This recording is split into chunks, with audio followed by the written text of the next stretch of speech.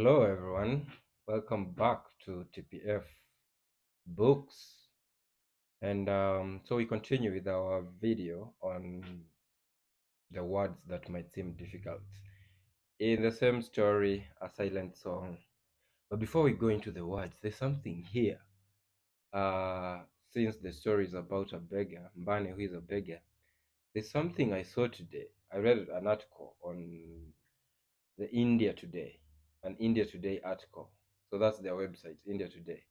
The India Today. So apparently they are rich people who are beggars. So the article is about top five richest beggars in India. And let me tell you, before I even tell you, just listen to these crazy numbers on how much they make in a month. So the first beggar is known as under the top five list. The first one was Bharat Jain. So Bharat Jain makes a whooping of 129,000 Kenyan shillings per month. That's a beggar. That's one of the Indian beggars. So the top one is Bharat Jain. So Bharat Jain makes, do you know how much money that is for a beggar to make in a month? And let me tell you something, because there are very many Kenyans who do not make close to that amount of money each and every month. They're not beggars, they're working normal jobs, and some people are really working hard, but so you can see it's a crazy amount. So begging pays. Not every beggar you see there, and then you think that they're very poor because of their condition and all that. People making a killing out here out of begging. So yeah. And the second one, since there are five people, the second one is Krishna Kumar Gait. So Krishna Kumar Gait makes 77,400 Kenyan shillings per month. That's a lot of money still, for a beggar. Huh? And the third one is Sarvathiya Devi. I don't know if I'm pronouncing the words right. I'm not Indian, obviously. So Sarvathiya Devi makes 86,000 Kenyan shillings per month. It's a beggar. Now the fourth one is Sampaj Kale. Sambhaji Kale makes 51,600. And the fifth one, who makes the same amount of money as Sambhaji, also 51,600 Kenyan shillings, is Lakshmi Das. Lakshmi Das also makes 51,600 a month. That's, my friends, that's a lot of money, let me tell you, for a beggar. All right?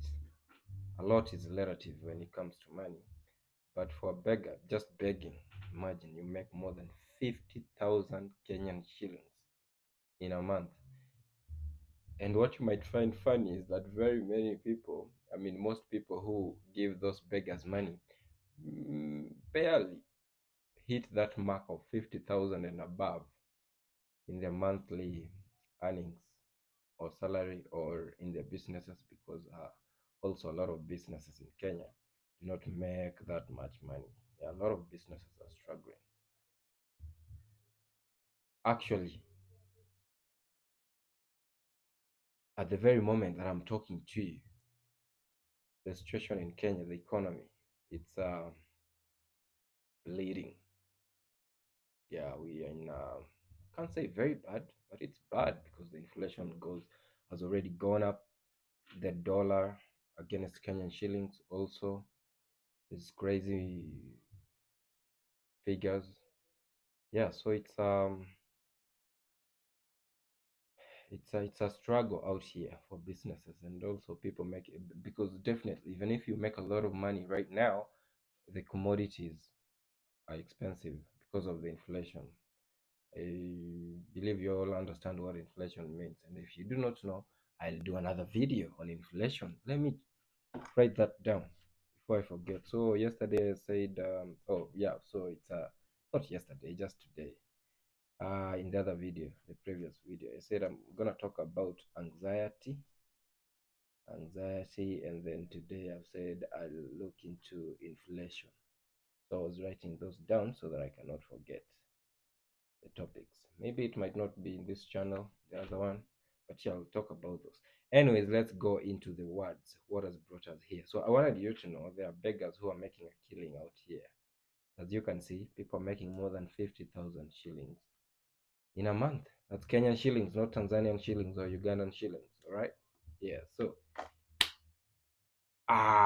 for today's words, we have like 12 or 11 or 10. The first word it's taunt. Taunt in our story, a silent song, is found in the fifth paragraph, the fifth line. Now, what is taunt? Taunt is making fun of someone, often in an aggressive manner.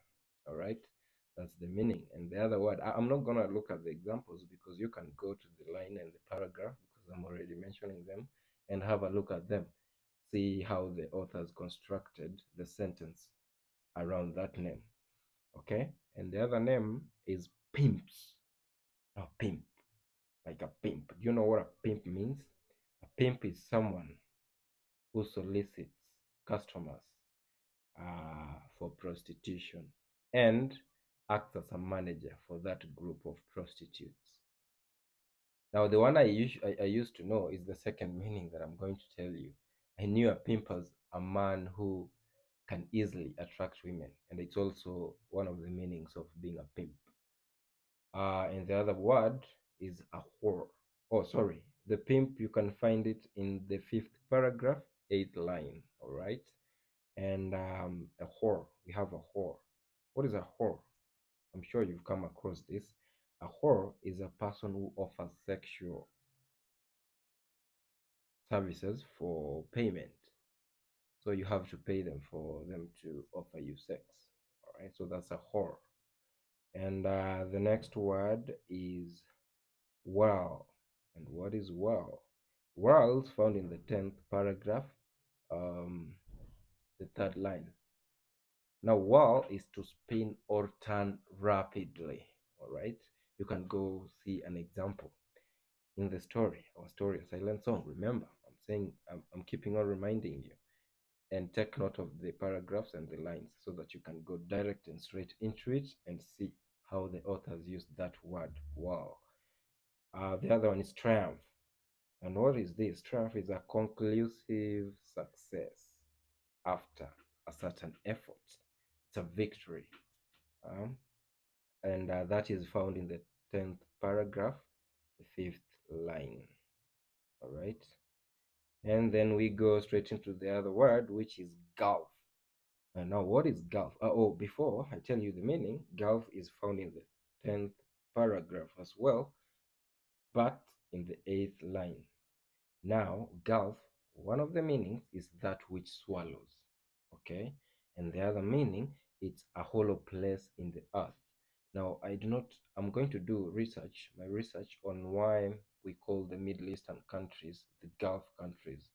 That's a whole other thing that you're supposed to understand why it's being called that, because here we see it's a hollow place in the earth, Gulf, all right?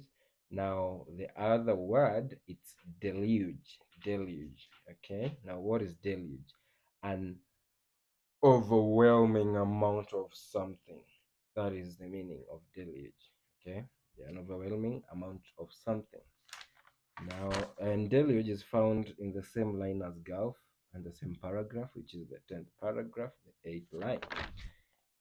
Let's go right into the other word, which is ruckus. What is ruckus? Ruckus is found, before I tell you the meaning, as always, it's ruckus. You can find that word in the 12th paragraph, the third line. Now, this word, what is ruckus? Ruckus has several meanings. The first one is harsh and rough sounding. The harsh and rough sounding, okay? Something which can sound ruckus, okay? It's like a noise. And the other meaning is loud and annoying, okay? Another meaning is disorderly and boisterous. It's ruckus. You can see also, you can go find the word and see how the authors used it in the story. And I'm gonna go to another word, which is discernible. To discern. What is to discern? To discern